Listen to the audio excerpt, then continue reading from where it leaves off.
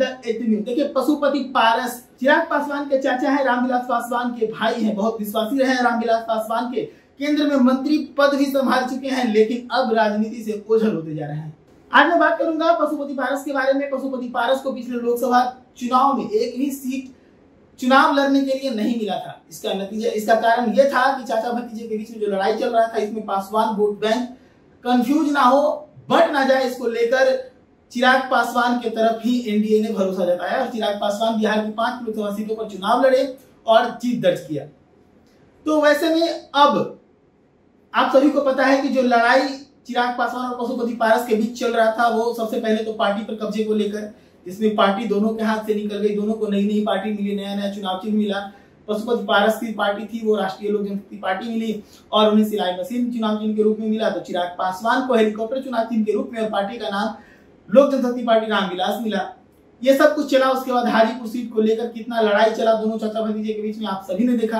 हालांकि इस रेस में बाजी मारने में चिराग पासवान आगे निकल गए। लंबे समय तक दोनों के बीच में बयानबाजी का दौर रहा। दोनों की लड़ाई का पटाक्षेप करने का प्रयास बीजेपी की तरफ से किया गया, क्योंकि इन दोनों की लड़ाई से अगर एनडीए को नुकसान होता तो सबसे ज्यादा सीटों का नुकसान बीजेपी को झेलना पड़ता। इसको लेकर लगातार बीजेपी प्रयास कर रही थी। सबसे पहले दोनों को आपस में बात करने का सलाह दिया गया, बात नहीं बनी। फिर नित्यानंद राय को दोनों का मध्यस्थ बनाया गया, बात नहीं बनी। फिर जेपी नड्डा जो कि खुद राष्ट्रीय अध्यक्ष थे बीजेपी के, वो आए कि दोनों के बीच बात कराई जाए, यहाँ भी बात फेल हो गई। नरेंद्र मोदी ने दोनों को फिर दिल्ली बुलाया, दोनों को मिलाया, गले मिले दोनों, और दोनों के भरत मिलाप का जो तस्वीरें थी वो काफी तेजी से वायरल हुई। अब इसके बाद से खबर निकल रही थी कि चिराग और चाचा के बीच में सब कुछ ठीक है, लेकिन 4 दिन के बाद जैसे ही पटना पहुंचते हैं पशुपति पारस, उनका ये बयान आता है कि हम किसी भी कीमत पर हाजीपुर सीट के साथ कॉम्प्रोमाइज करेंगे ही नहीं। उसके बाद सब कुछ पशुपति पारस के हाथ से खिसक जाता है। सभी सीट, एक भी सीट लोकसभा के चुनाव में चुनाव लड़ने के लिए नहीं मिलते। तो वही भतीजे चिराग पासवान को 5 सीटें मिलती है, 5 पर चिराग जीत दर्ज करते हैं। इसके बाद चाचा अपने भतीजे के सामने घुटना टेकते हैं, और जो चाचा कभी चिराग को अपना खून मानने से इनकार कर रहे थे, वही चाचा चिराग पासवान को अपना बड़ा बेटा बता देते हैं और बधाई देते हैं। अब सवाल ये उठता है कि अब क्या होगा पशुपति पारस के साथ। तो आप सभी को पता है कि अब चिराग पासवान के पास पासवान वोट बैंक फिक्स हो गया है, तो पशुपति पारस के पास अब वोट बैंक है नहीं। लेकिन कद्दावर नेता रहे हैं, रामविलास पासवान के विश्वासी भाई रहे हैं, केंद्रीय मंत्री रहे हैं, तो बीजेपी चाहती है कि उनको कहीं का राज्यपाल बनवा दिया जाए, जिसके बाद पशुपति पारस के पास जो भी थोड़ा बहुत पासवान वोट बैंक है वो एनडीए में शिफ्ट रहे।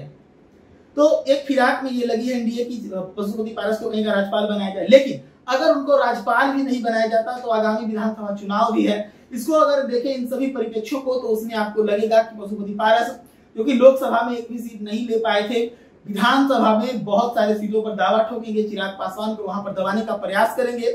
अगर इसमें बात नहीं बनी तो फिर उसके बाद क्या करेंगे पशुपति पारस। तो सबसे पहले मैं आपको बताऊं कि राज्यपाल उनको बनाया गया तो यहीं पर कहानी खत्म हो जाएगी।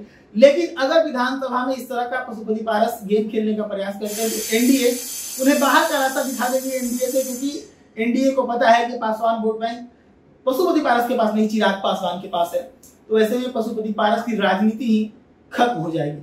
लेकिन इस वक्त जो है वो पशुपति पारस खबरों से बाहर है। जैसे जैसे विधानसभा का चुनाव नजदीक आएगा, पशुपति पारस एक बार फिर सुर्खियों में आएंगे, क्योंकि उनकी जो महत्वाकांक्षाएं हैं वो एक बार फिर से जागेंगी। चुनाव के दरमियान लोकसभा में जब हमको मौका नहीं मिला तो विधानसभा में हमको मौका मिलना चाहिए। आप सभी को पता है कि नाराजगी भी जाहिर की थी पशुपति पारस ने, जब उन्हें सीट नहीं मिली थी, केंद्रीय मंत्री के पद से इस्तीफा दे दिया था। लेकिन बयान में उन्होंने कहा था कि एनडीए में हम इस वक्त मौका नहीं मिला, लेकिन आगे हमें जरूर कोई बड़ी जिम्मेदारी मिलेगी, इसका हम उम्मीद करते हैं।